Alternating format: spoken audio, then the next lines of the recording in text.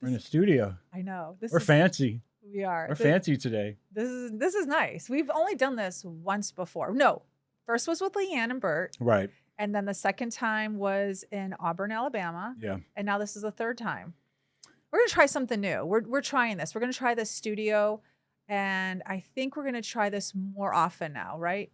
Yeah, in addition to sampling breweries and food places and stores, we're going to start sampling studios all over America. I think like it. I think that's smart because then we don't have to carry our equipment with us. We are learning things as we go, and we are a year in, and you would have thought this would have come to us much sooner.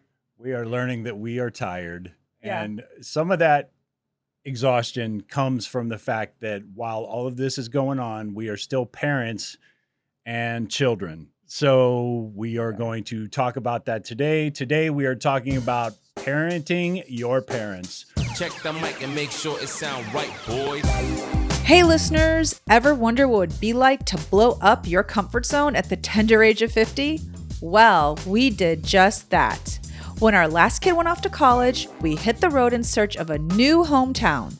Now we bounce from city to city and bring you along for the ride. This is the Skiptown All-Stars podcast. Welcome back, All-Stars, to a very special edition of Skiptown All-Stars. We are in New Haven, Connecticut. We are at the studio of our new friend, Chris Elliott. He is the proprietor of FriiStyle Gahspol, LLC. It's a studio we've rented today. Chris has been gracious enough to allow us to come into the space today and get us set up for success. Yeah, we're so happy. And he's actually playing engineer. He is. We actually have a tech behind the scenes right now. Hi, Chris. Anyway, we are talking about a very special episode today that we have not really touched on too much in the past 60 episodes, but we felt it was important because it's becoming an ever-present thing, for lack of a better word, in our lives right now. During the last year, we have been more than happy to share with you our travels, our adventures, popping in and out of restaurants, popping in and out of unique sort of tours and expeditions and hiking trails and all that. But one thing that we have not really touched on that much, aside from parenting our adult children, is the fact that we are in a space now that some of you may already be in, and every one of you will eventually be in, and that is a situation in your midlife. I guess that's where we are. Yeah, or your adult life. Yeah, where you are parenting your own parents. So why don't you sort of set the backdrop for us? You know, we talk about our kids quite a bit, but I haven't shared really anything about my mother, who's 97 years old and still living with us. My father passed away when he was 92, and that was about 10 years ago. So starting the podcast has been mainly focused on how we did it, left our life in LA and decided to look for a new home. We've shared all the ins and outs. I mean, the food adventures, gaining weight on the road, car troubles, everything. But the one thing that we haven't shared is my mother. And I don't know why. I mean, I'm kind of a private person. I know it's funny we do a podcast, we're on social media, but I am kind of a private person when it comes to that. And I don't talk a lot about things that are happening in my life unless it gets to a point where everyone sort of needs to know. So I felt like since we're sharing all of our travel adventures with you and telling you the ins and outs of how we're doing that, we probably should talk about the ins and outs of being on the road, but also having the responsibility of having a parent at home who's not well or ailing or aging. In my case, my mom is aging. There's no ailment other than old age. And we've decided to start hospice for her. On one hand, it's something I think you can say you've prepared yourself for. Like for the entire time I've known you, your mother's been elderly. And it is true. And you can say you're preparing yourself, but everybody knows, and everybody will say this, that there's no way you can truly be prepared for what's coming. And first off, I think I can speak for us and our listeners that we really feel for you and what you're going through right now. Thank you. And secondly, it's really been a an undercurrent in our adventures this past year. And increasingly, you have been on the phone a little more and dealing with, the care for your mother a little more. And so it really has reached a surface in our lives right now where, I think it's great that we're finally like talking about this. Thanks. Well, I feel like if I can lend some information, it's just the way I'm handling it. Maybe it will help our listeners, because some people might be at the same stage I'm in. Others may not have it for 10 more years, but just to share how the family dynamics are with an aging parent. When I say family, I don't mean my daughters and James and I'm talking about my siblings, like how we're all handling this situation. How does money come into play? Who's the one that's going to take care of her toward the end? Again, I just feel like we share everything else. So maybe something like this that's happening in my life could find a place for you and yours and where you are. James has a little bit of a different situation because both of his parents are deceased. Yeah. And when they passed away, it was very sudden for both of them. So he is seeing this with a different set of eyes. Yeah, I am. My father passed away when I was in my 30s. That was very sudden. In one regard, not surprising given his health profile, but at the same time, it happened overnight. I mean, He had a heart attack. Yeah, he had a heart attack, and one morning I woke up and my dad was gone, and that was a somewhat different situation. My mother actually also sort of happened quickly, but over the period of 2 months. So she went from a phone call every week, "Hi, Mom, how are you?" sitting in LA traffic, to all of a sudden I can't reach her because she's in a hospital and, hooked up to machines and all that. So she was in and out of the hospital for probably like a month. And then the last time she was in the hospital, I think was 2 weeks. And that's when she passed. Is that correct? I mean, I'm remembering it because it happened how many years ago now? It's been 5 years Yeah. now. So it was a situation where her health had reached a point where there was no turning back. And then once she sort of started going down that slope, it was a fast slope. So there was no preparation, really. Not really, because at the same time, Parker was graduating. Parker graduated the same day that my mother was taken off of resuscitation. So that was a very weird day for me. And we didn't tell anybody. No, we didn't. Your didn't. mom died, and we didn't tell the kids or any. We had 100 people in our backyard for a graduation party, and no one knew your mom died. Yeah, and it was insane. It was insane. I didn't want the day to become about me, and my mother was kind of removed from our children's lives anyway, because we talked about small town mentality and how people never leave or never want to come visit or what have you. And she was around here and there, but the bottom line was it wasn't a situation. It was a situation where if anybody was going to feel bad, they were going to feel bad for me on Parker's big day. And I didn't want that. And so I felt so bad for you that you were holding that inside the entire day. I felt so bad for you. I think what gave me a lot of peace was knowing that my mother knew, like my mother would approve of the way I handled it. And that gave me a lot of reassurance. And it was tough at moments to put on a shiny, happy face. But in the end, I'm happy I did it. And the kids were surprised the next morning. And, I had to tell them at some point, "Hey, your grandmother has passed away and I'm going to be leaving this week." So, it gave Parker her moment, and I think that's the way my mom would have wanted it, Yeah. So I think you're right. She probably would have. Yeah.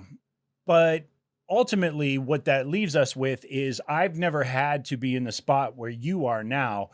I will certainly say in my adult life, I guess in some respects, what we're going to talk about today is parenting your parents can often mean you're dealing with the mistakes they've made in their lives.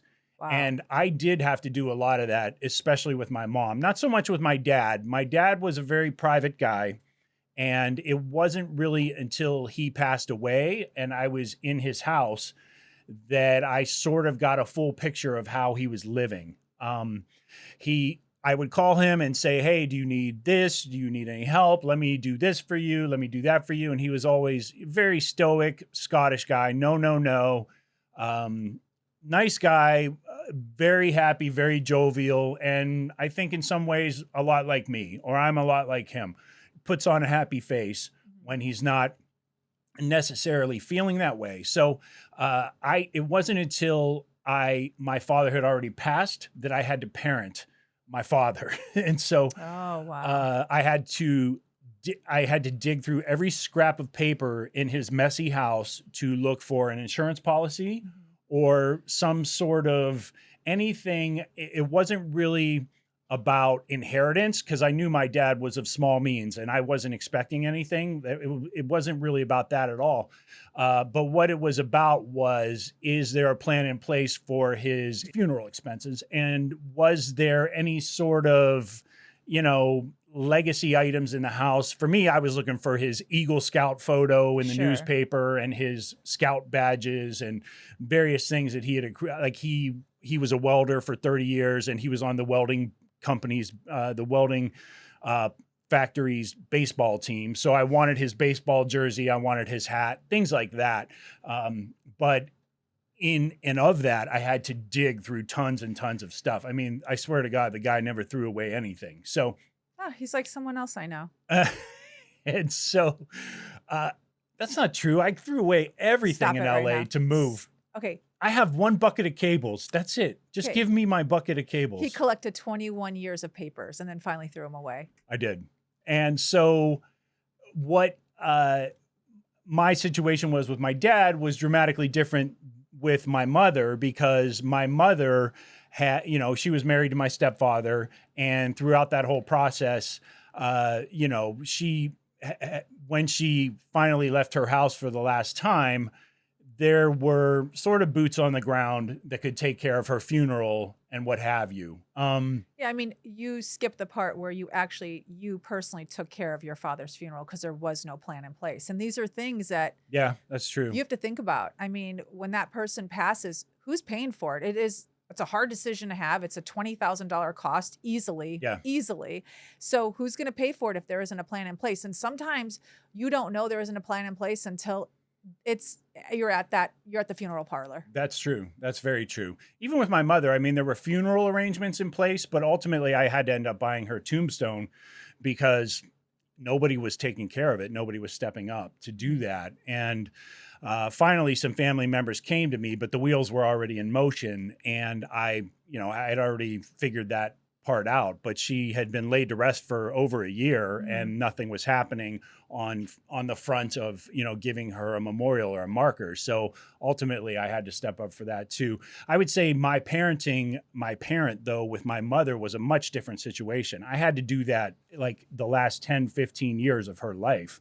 I would say, no, that's a bad idea. Or maybe you should, find something to occupy your time, get a part-time job, do this, do that. There were different things in her life where I just felt like she sort of had too much time on her hands to whip up drama with people.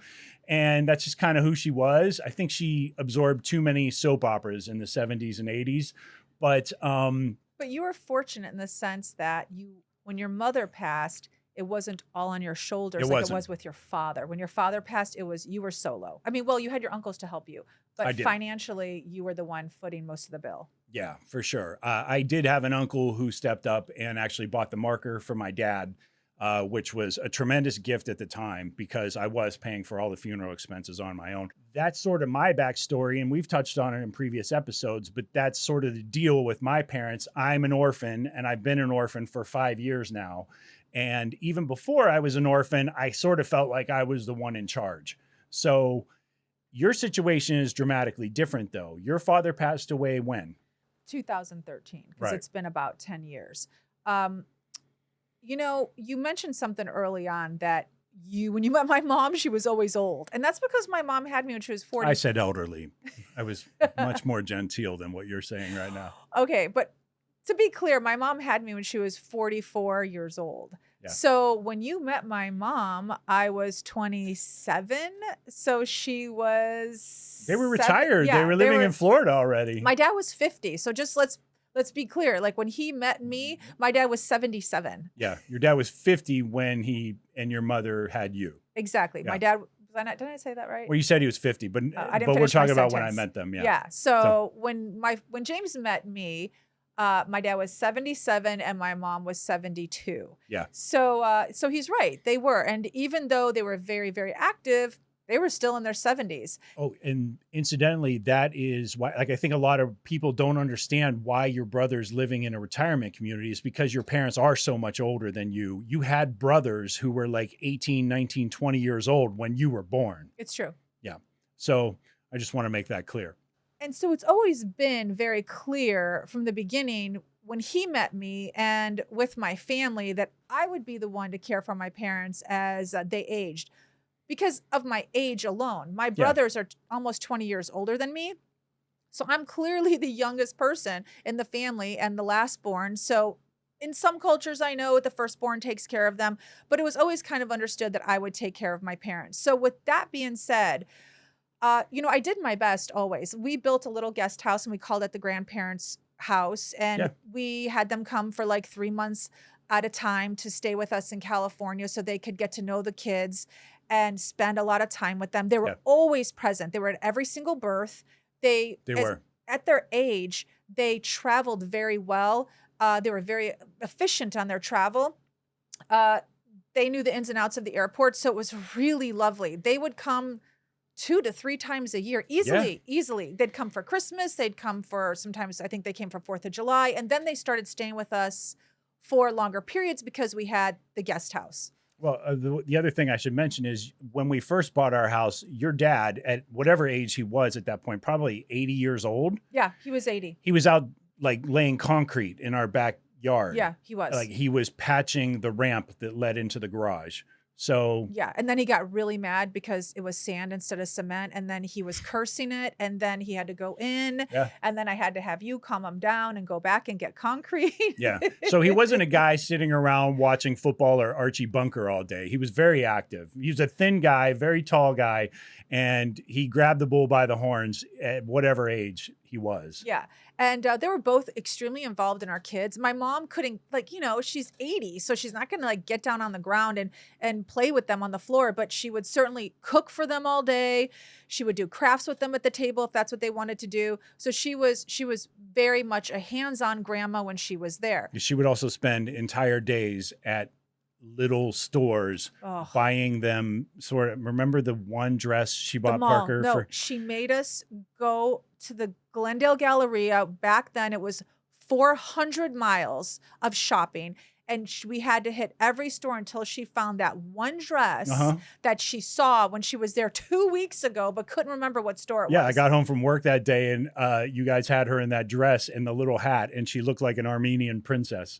She did. So funny. Yep. It was like ruffles and satin everywhere. Yeah. So obviously your parents were very involved in our lives up until a point where your father couldn't travel anymore. It's true. So then I had to make several trips to him. Now, growing up, I had my fair share of interactions with people who would lament over the fact that they couldn't see their family, their mother or their father, who maybe lived a state away or 2 states away or even 4 hours away.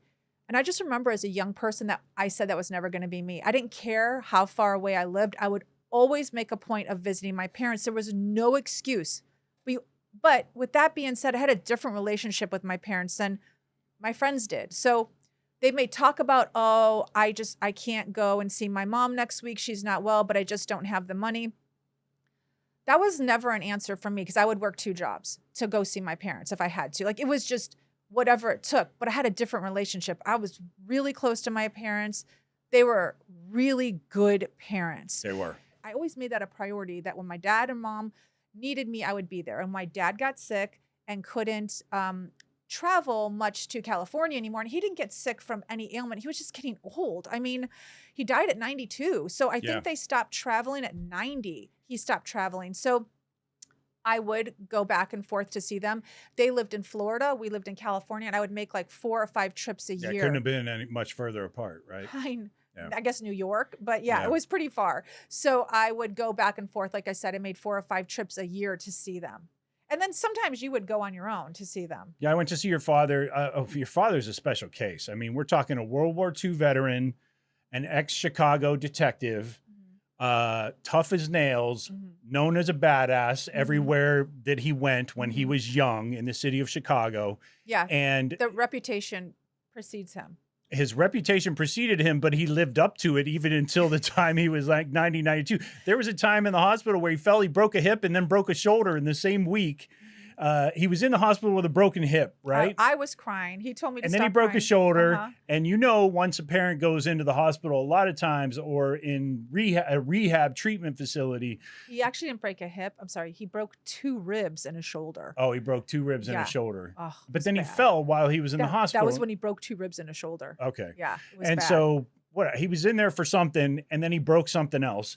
And yep. He was in there for something and broke 2 ribs and a shoulder. You're so right. And at that point, I said, okay, I've got to get on a plane and go visit this man because he's been so instrumental in helping us as a family and helping your parent. I mean, your dad sent me a $500 check for a laptop to get started with my career at a time where you were just dating me and he didn't even know me. He hadn't even met you. No. He hadn't even met you. Thankfully, he knew I had a job and a car and the bar was low. So he knew I was a good person.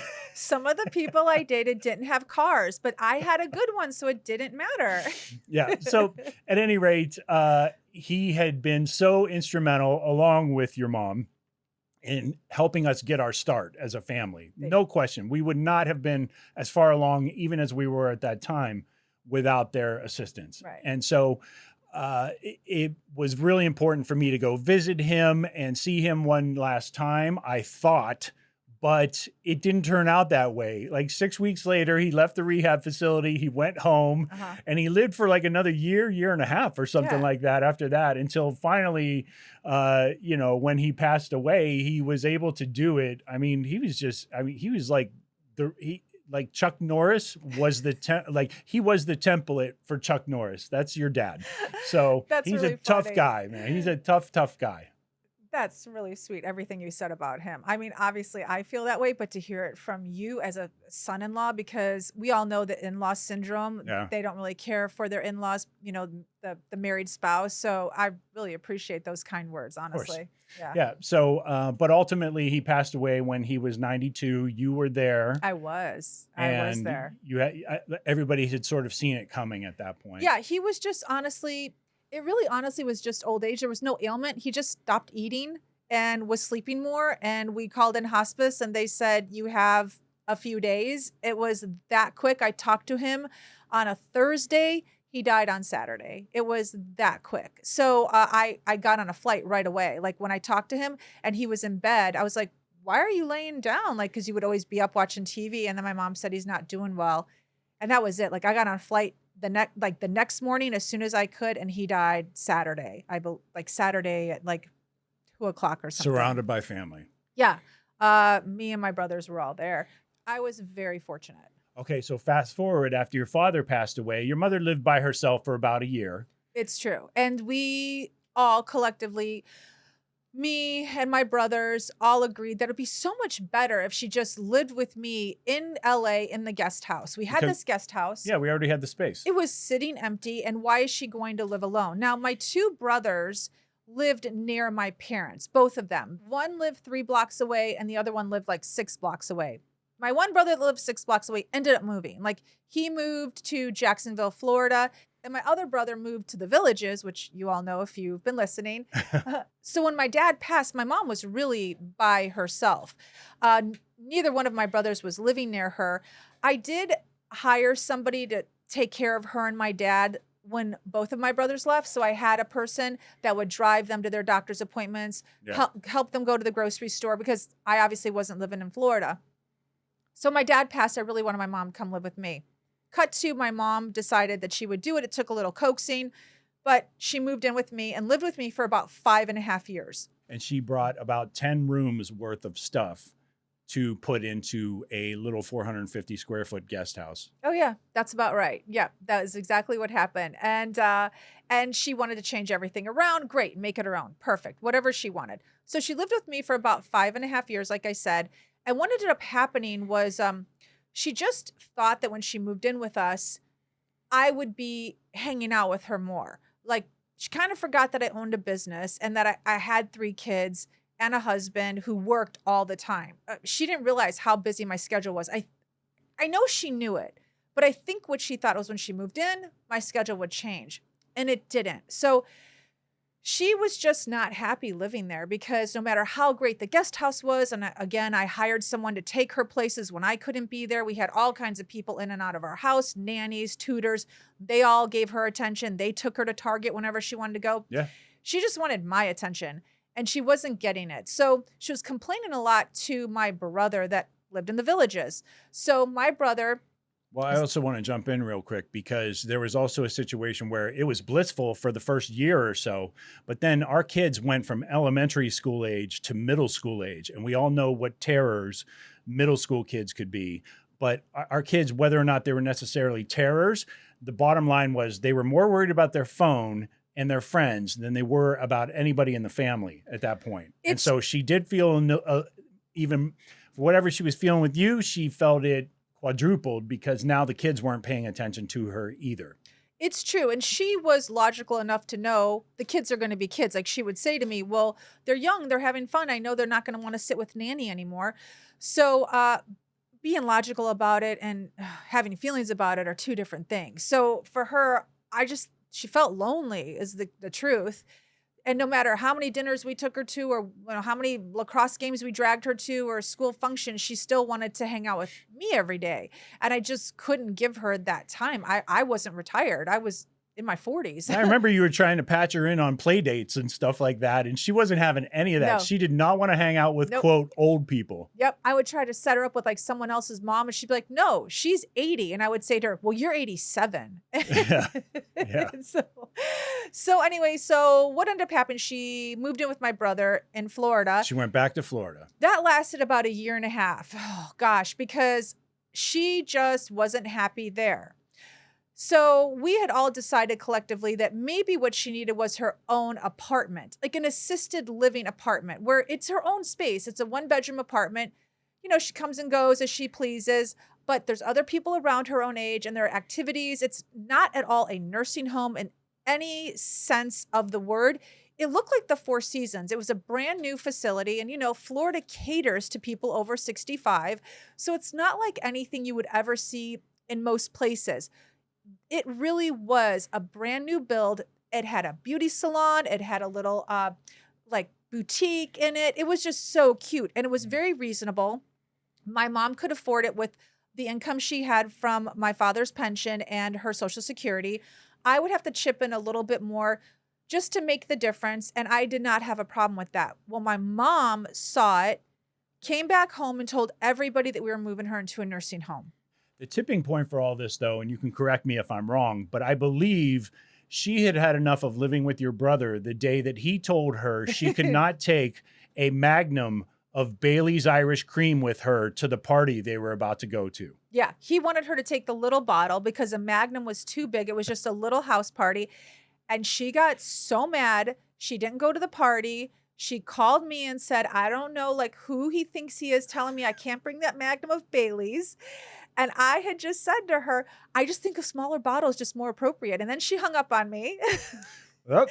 And so what we weren't realizing, though. I mean, we just need to paint the picture of what a colorful woman your mother really is. And so she's provided me with hours of entertainment over the last 20 some years. And to be fair, my brother did leave, went to the party, but then felt so bad 10 minutes later came back to get her. And I don't think she went. I know, Ronnie's a saint. I know. I don't think she went. I think she told him no, like even after he came back. I can't remember. Yeah, but she dug in her heels. I remember. Yeah. She was not going to that party now. If she couldn't take her big jug of Bailey's with her, she wasn't going. So I think at that point, what all of us didn't realize, though, was that my mom was having onset dementia. And I think if all of us had known at the time that her complaining was more of a symptom of something bigger, we probably would have handled everything differently. So what ended up happening is she came back from the Four Seasons assisted living housing tour and called her granddaughter, who lived in Colorado, and said, they're putting me in a nursing home. So when anybody hears that, they immediately think of a state-run facility. They think of people being left to their own devices, nobody caring for them. Like, you think the worst. But first of all, it wasn't even a nursing home because a nursing home is paid for by the state. Like, this was an independent living apartment. So she got my niece up in arms. So this is kind of where it gets a little Jerry Springer. Because none of this is going to make sense. And most of the time, I lie about where my mom lives. Yeah. So turn the radio up because this is where it gets tricky. Okay. My niece. I just said radio like an old person. You said radio, but I they did. do listen to it through the radio. I know. Okay. Or their headphones. Just turn your dial up. Okay. Yeah. So my niece says to her nanny, my mom, basically, I'm going to save you. I'm getting you out of there. I'm moving you to Colorado. I'm moving you to Colorado. My mom is 92. She's had 3 moves now in the past 7 years. Okay. That's like, no, she's couch surfing. She is, except she has like the best of everything in every house she goes to. She did. She lived with my brother and sister-in-law. My sister-in-law would cook her gourmet meals, keep them wrapped up in the refrigerator for her if she like wanted to have lunch and my sister-in-law was out. I mean, she had it way better there than she did with me, and still wasn't happy. But that's okay. Okay, cut to my niece. Says, I'm gonna take care of you, nanny. You're coming to Colorado. But my niece doesn't have a place for her. Like, she's promising something she can't even provide. So when she hangs up the phone and realizes, oh, I just promised Nanny to come live with me, but I don't have a place to live. What am I going to do? So here's what she does. Keep track. She calls my brother, not the brother in the Villages, but my brother in Jacksonville. I'm going to say the names. I have my brother Ron, who I live next door to. You've seen that episode. Yep. And then I have my brother George, who lives in Jacksonville, Florida. You have not seen that episode. No. Brother George had a best friend named Rich. My mom has known him since he was 16 years old. From the old neighborhood in Chicago. Yeah, from the old neighborhood in Chicago. Right. Rich has a house in Colorado. My brother at one point moved to Colorado for a few years. And he and Rich, continued their friendship from the neighborhood when they were 16. My brother moved back to Florida. Rich still lived in Colorado. My brother's daughter, Christy, who's my niece, my mom's granddaughter, the one that's going to be the savior. Yeah. She realizes she has a place for my mom. So she calls Rich because she's very close. They call him Uncle Rich. She knows he has an empty room. Okay. This is just even talking about, this is why I lie to everybody and just say that my mom lives with my niece, because this is where it gets crazy. It's usually a good idea to just say that. So she calls Uncle Rich and says, can you help me save my nanny from everyone? So Rich says, sure, I have an empty room. Your grandma can move in with me. I've taken care of old people in the past, which makes no sense to me how a man has taken care of old people in the past, but whatever. I guess he's an expert at it. So, okay. Yeah. So also, there's another person that lives in Rich's house. Another component. That pays rent there. Rich has a 3-bedroom. He has a bedroom that's empty for my mom. Then he has a second bedroom that's being rented. That room is being rented by your ex-sister-in-law, George's ex-wife. But they're not a couple. So Rich and Sally are not a couple. Sally just rents a room from Rich, who was her ex-husband, still is, her ex-husband's best friend. Okay, so let me jump in real quick and just do a quick summary because this is turning into Game of Thrones. Got it. All right. So you have a brother named George who had lived in Colorado for a while and was living in Jacksonville. His old buddy and his ex-wife were both living in Colorado together. And your niece decided, well, I'm going to save Nanny, your mother, by driving her to Colorado and putting her in Richie and Sally's care.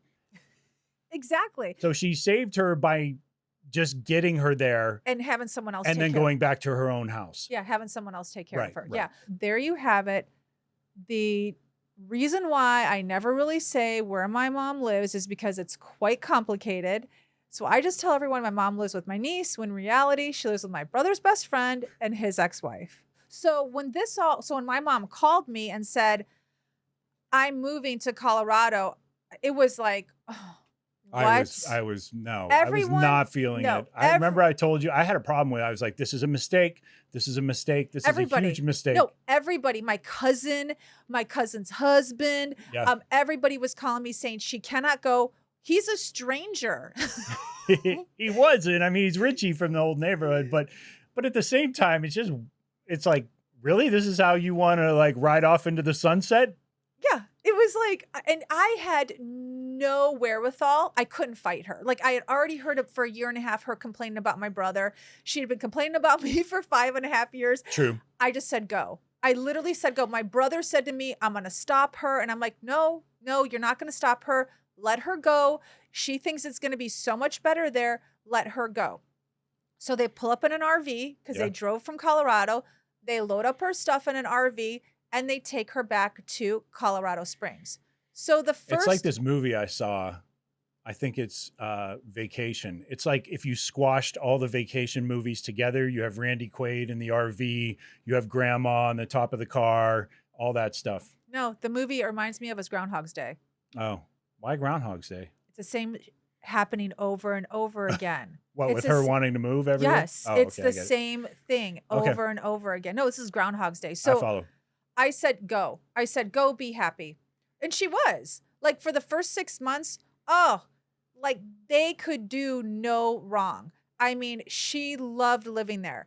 Now, she didn't have her own bathroom like she did with us. She didn't have her own space. She doesn't even have a door in her bedroom. They use a curtain.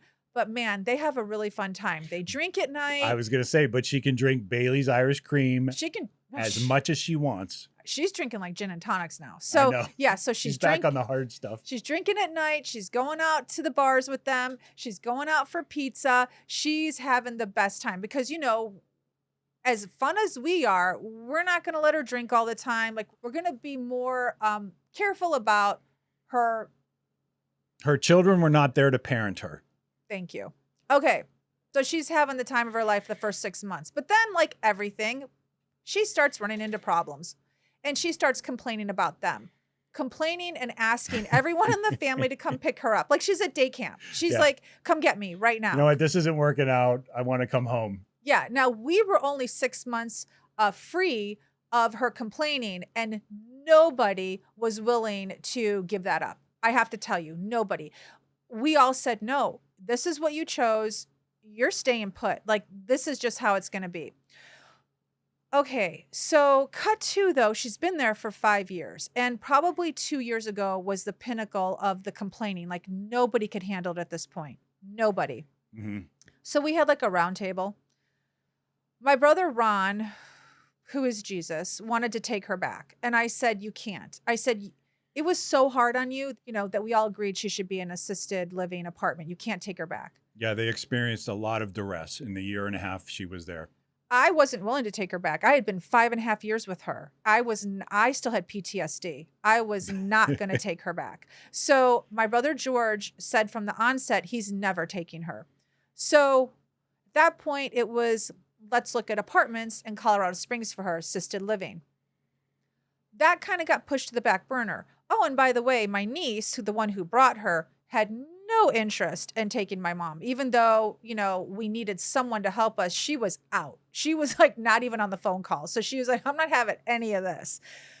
So she ended up staying with Rich and Sally. And it was hard. It was very, very hard for them because she's very argumentative. And we were all grateful. I mean, we really were because we weren't willing to do it. So they really did. I mean, in fairness to them, they did take care of her the way they said they were going to take care of her. They did.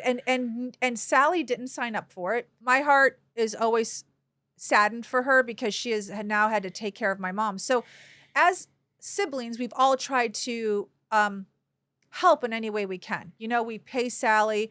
My mom obviously pays rent there. We pay for our food. We're always trying to have them go out to dinners. Like we're trying to make it as easy as possible. We have offered several times to have in-home health care come just to help. But as of 2 years ago, my mom is very mobile. Even now at 97, she's very mobile. So they always would reject the care that we wanted to provide for them, not even for my mom, just for them. So here we are about 2 months ago. Let's cut back. I saw my mom in 2021. When she left, she had been gone for a year or so, maybe 2 years at that point. I'd seen her one other time before the pandemic. And then I saw her in 2021. I just like was not happy with her. I'm not going to lie. I wasn't happy with the decision that she made to move to Colorado. I wasn't happy with where she was living. You weren't even happy with the decision she made to leave California. Oh, not at all. I was still so bitter about Yeah, that. you were still very upset. When I saw her in 2021, she was 95. And I said to everyone in my family, I'm never coming back here again. I'm never coming back here. She made everything so difficult. Like if she were just with me, it would have been so easy for her and for me because she was still complaining as of 2 years ago. She was still not happy living there. But it was a pandemic. I wasn't moving her in 2021. I just wasn't doing it. I had a kid that was going to be graduating. I was like, you know what? I was just kind of mad. I mean, and that's the truth. I was like, you chose this, you stay here. I think that's fair. And so I had a hissy fit for like 2 years. I really did. Like I didn't call her much. I was mad at everybody about the situation. Actually, I was really mad at her mostly. But what I didn't understand was that she really had dementia. And if I had known that at the time, I think a doctor told me one time, but if I'd really listened, because I didn't believe it, I wouldn't have been mad at her. I would have understood she was making a poor decision, not knowing she was making a poor decision. So I don't know, like 2 months ago, I just woke up one day and decided not to be mad anymore.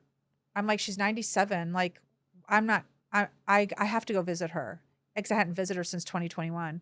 So I planned a trip. It was very spontaneous. I woke up on a Monday and I'm like, I'm going to go on Thursday. Then I get a call on Wednesday night from Rich and Sally, who are her caregivers. Cause at this point, I'm going to call them. It's not the best friend and the ex-daughter-in-law. They're caregivers. Yeah. That she's not doing well. And they're explaining to me how she's sleeping more and not eating this and that. So I immediately call hospice and say to them, I think we need someone to evaluate my mom. They were very good about taking my mom to the doctors and doctor's appointments. And she had just been to the doctor like 30 days prior. And she wasn't with a walker or anything like that. But she definitely was showing signs of, I don't know if it's ailing or what's the proper word, but she was showing signs that maybe the end is near. So I immediately called hospice. They came in and evaluated her. And sure enough, we were told we have a couple of months with her.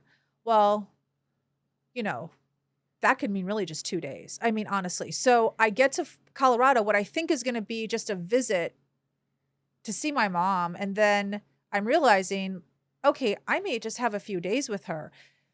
It was really hard because of the turmoil I had inside for the issues I had with her. Mm-hmm. And then to see her. I mean, she saw me and she just said, "Oh, you're so pretty." But she didn't really know who I was. And we would talk and she sometimes would think I was Parker, or sometimes she would think I was Denise. Sometimes she would just think I was a friend visiting. So it was so hard to see her like that because I hadn't seen her since 2021. In 2 years in a person's life in their 90s is dramatic. I mean, dramatic. So 2 years ago, she was mobile and knew exactly who I was and this and that. Now she didn't know who I was. So I spent a week with her in Colorado and just prepared myself for what could happen. What I can tell you about this is that everyone in the family needs to be on the same page about the level of care and what's going to happen with your parents.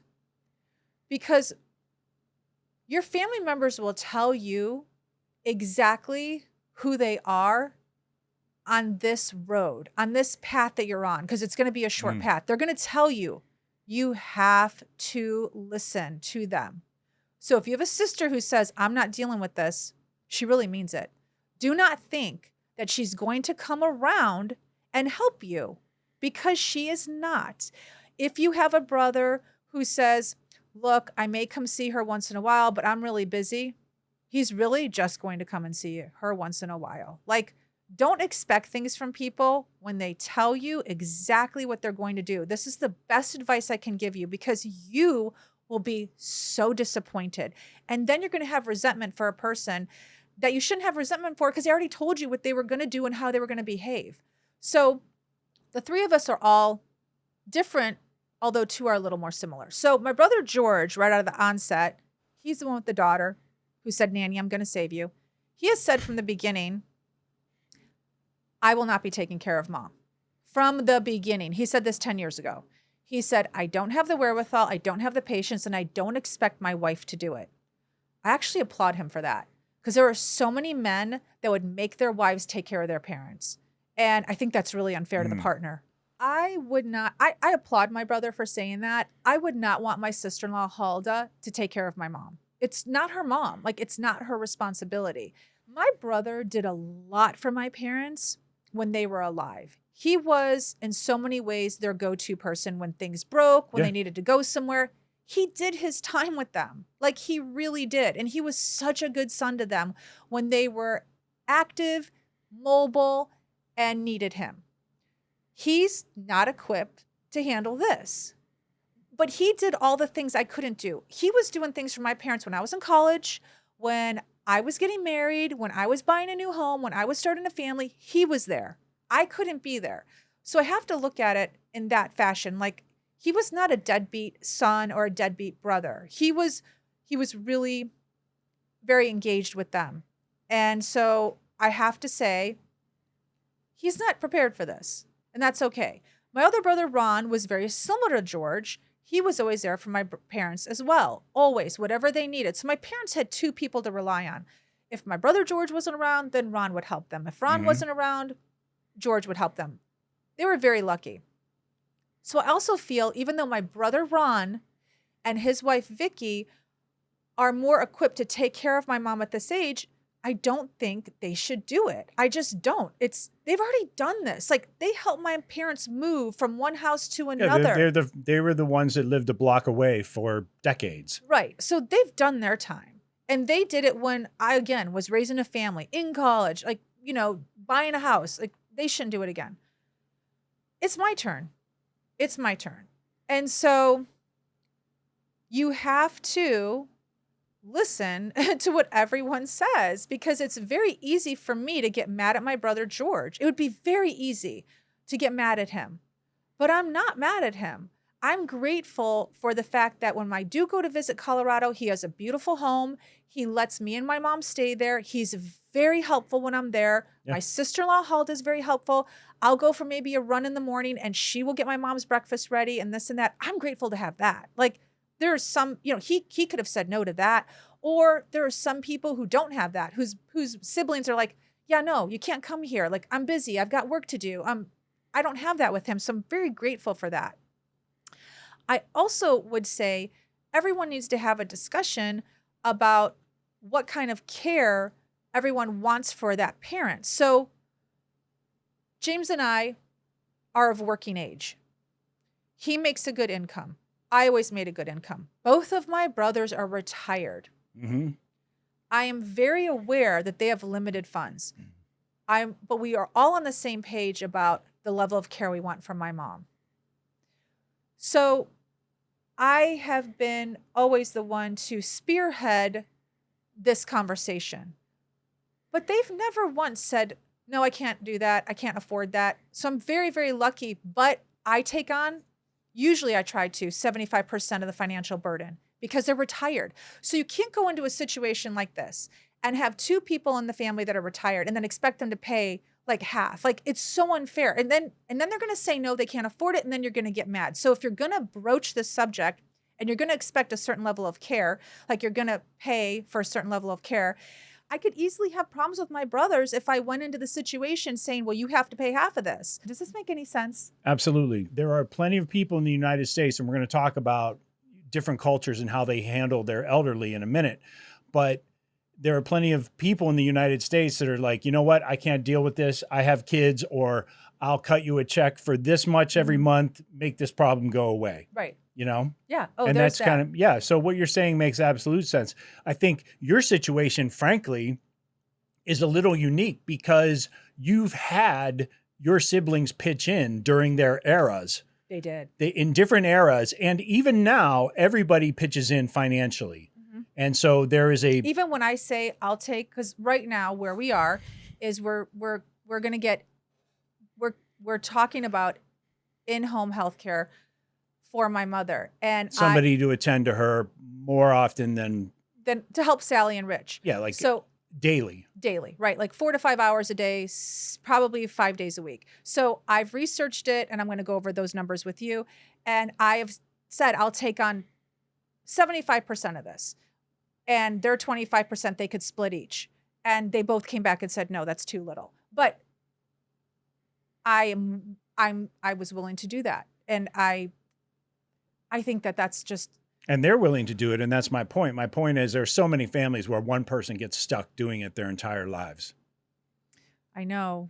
It's very hard. But then my suggestion would be that person that's getting stuck doing it, they have to make the hard decisions, and then nobody gets a say. That's true.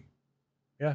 I would definitely say, in fairness, in deference to that person, they should be the one calling the shots. It's really easy for you to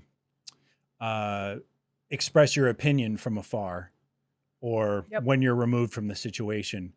And so, I mean, I remember in my 20s, I was friends with a girl whose mom died of cancer, and her brother was a drug addict, and she did all the driving to her mom's chemo appointments.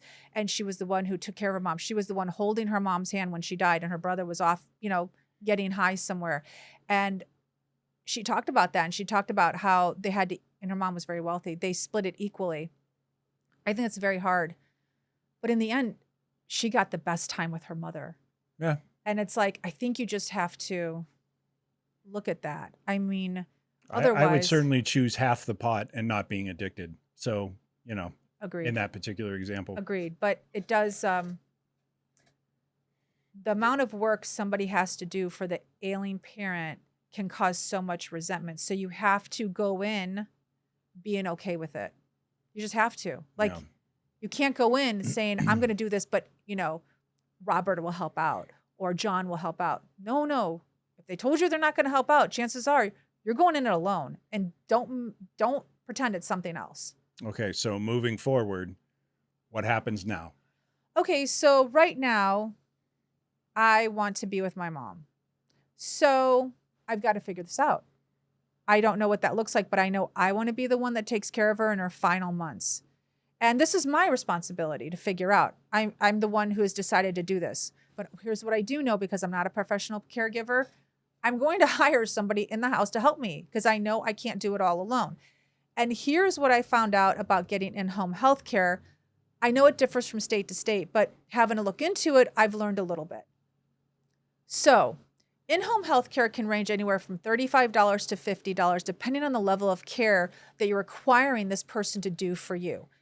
In my case, I would really just want someone to be there to help me, like get her ready for bed, I'm thinking, or if I'm preparing dinner, they're sitting with her.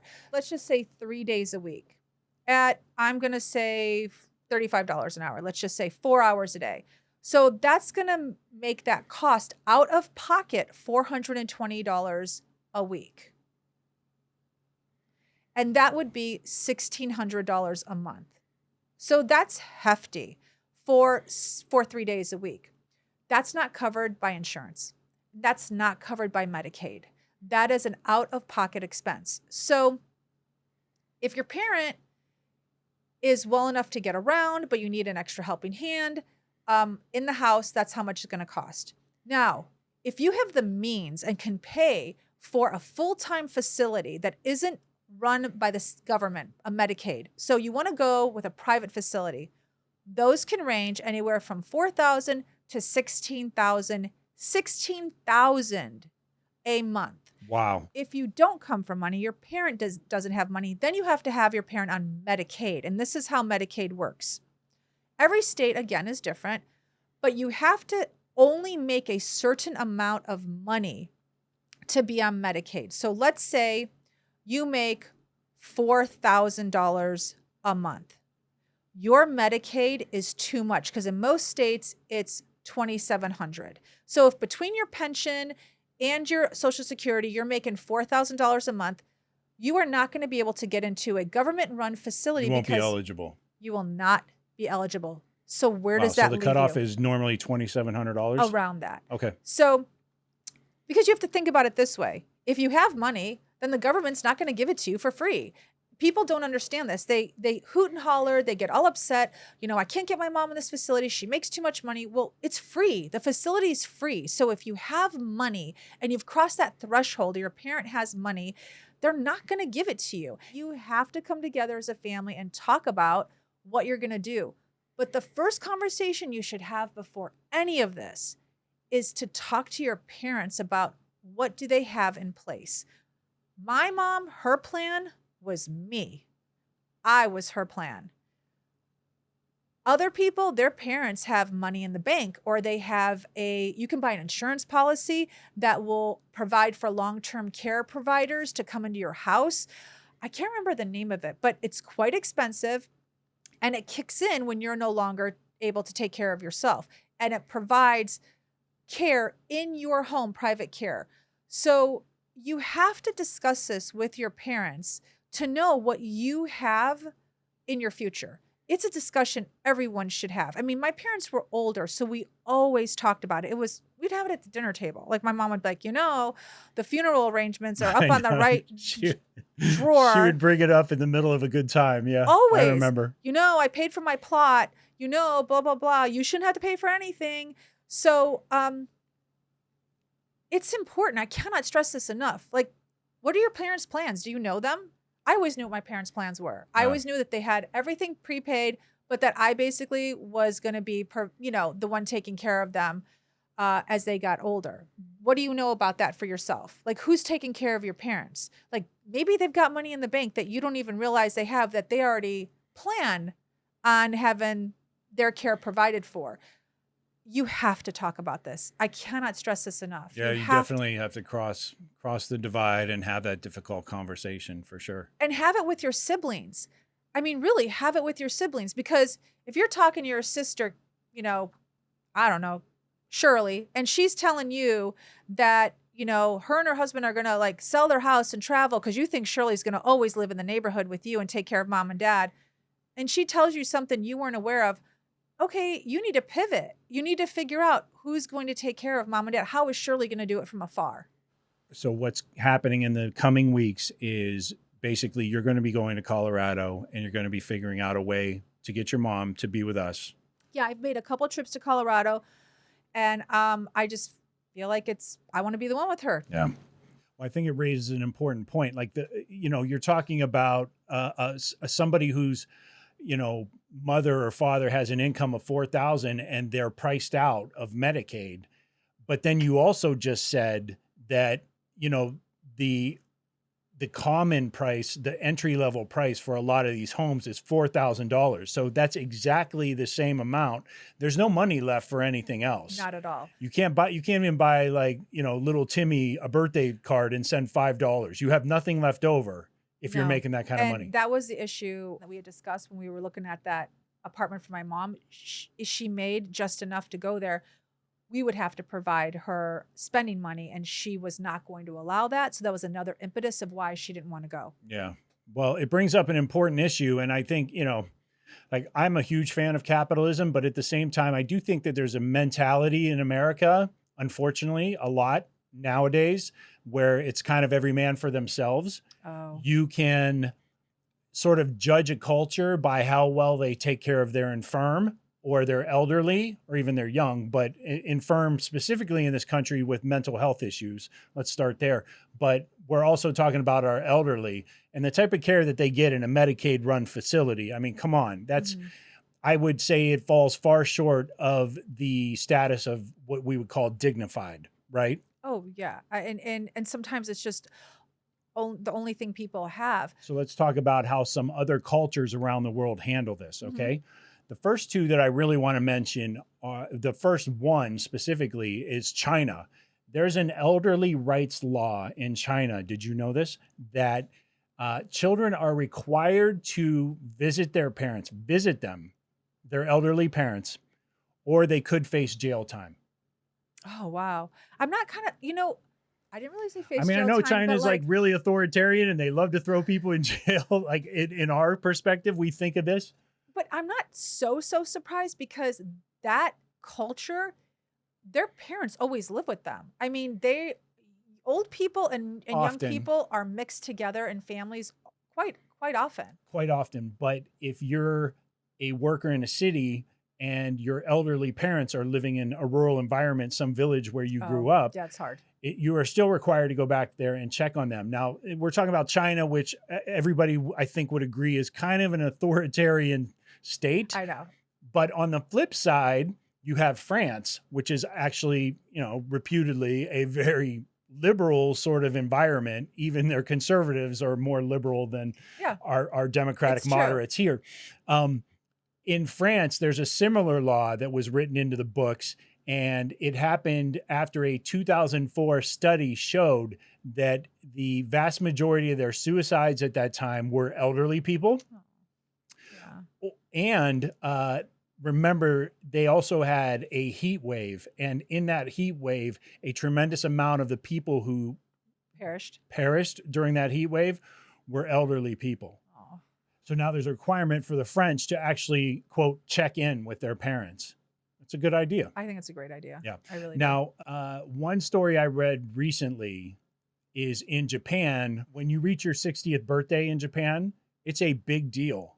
Like, it is basically the quinceanera of old age in Japan. When you hit your 60th birthday, they throw you a huge party. You've entered old age. Okay, that is not what I thought you were going to say. Oh, No. That's incredible. I want a quinceanera. Let's do a quinceanera for you.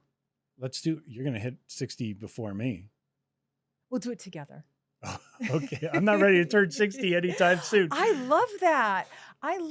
That's fantastic. I know it's kind of a different way of looking at age. No, that's fantastic. We're doing that. And in Japan, I read a story recently, and this is probably what you know. Wait, what hold we're on. talking Can about. I get a quinceanera dress? Like, Sure. I want to get like a purple, Buy a dress. fluffy, like. Put the lipstick all over. Oh, I'm doing it. Do Okay. it. Get the hair did. Can we do a dance? You can do a dance. Oh, you mean like a ball? Like a quinceanera dance. Every quinceanera has a dance. Oh. Like where the kids come and they all dance together. So we'll have our 60-year-old friends come dance with us and we'll do a quince dance. You're going to have to get Mia to choreograph it because I'm not paying for that. Okay, go ahead. Anyway, also in Japan, there is a restaurant. I just read this in a recent article. I think you read this article as well. There is a restaurant that is called the Restaurant of Mistaken Orders, where all of the waiters and waitresses are dementia patients. I saw this. It's the cutest thing. The photo is so sweet on this article. And it says a lot about how the Japanese keep the elderly and infirm ingrained in the culture. And it actually, the restaurant is booked out because what happens is people go, they sit down, they order, and their waiter or waitress has dementia, and they never know what they're going to get on the table. And there's a mystery surrounding what they order, but then there's also such a sweetness there that they keep elderly people involved in the society, and they keep people mindful of that these are still human beings. They were still huge.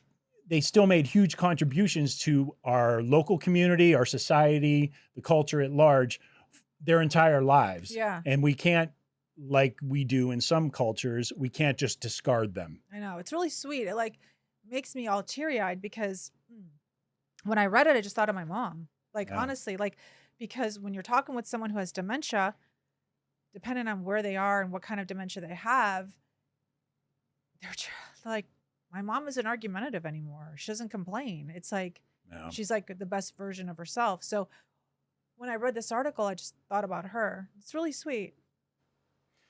That's just a consideration, I think, that as Americans, we need to think about. There's a better way to handle our elderly. I wish they had high school courses on this. I really do. It's just, like, high school, just, I don't know. Like, what would it be? How to be a human to someone who's elderly? Like, I don't know. It's basic decency. And I think we've sort of lost that component and the value that the elderly have given to our communities. Yeah. You know, I also have to say, if your parent wasn't a good parent, don't feel guilty about not giving them care. Because there are some people out there that don't deserve it. Like, I mean, that's the one thing. Like, I'm talking about my relationship with my parents because they were great parents. But if your parent wasn't good to you or they were not nice to you growing up, like, you know what? That's a different scenario. So don't listen to this and think like, oh, I should be doing this with my parent, but my parent didn't do this for me. I mean, I say you have to obviously tailor it to your family, to the love your parent gave you. I don't know.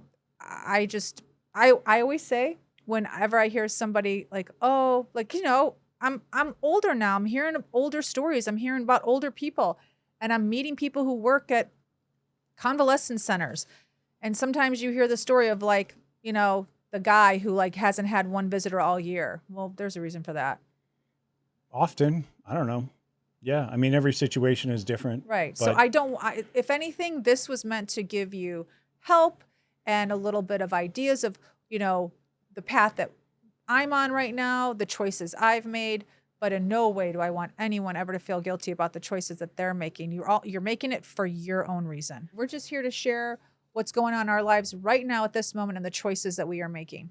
Yeah, I'm happy that you spoke about it today because it impacts a lot of things. It impacts our travel schedule, it impacts our show, and it impacts sort of what people are going to know about you in the coming months. You know what?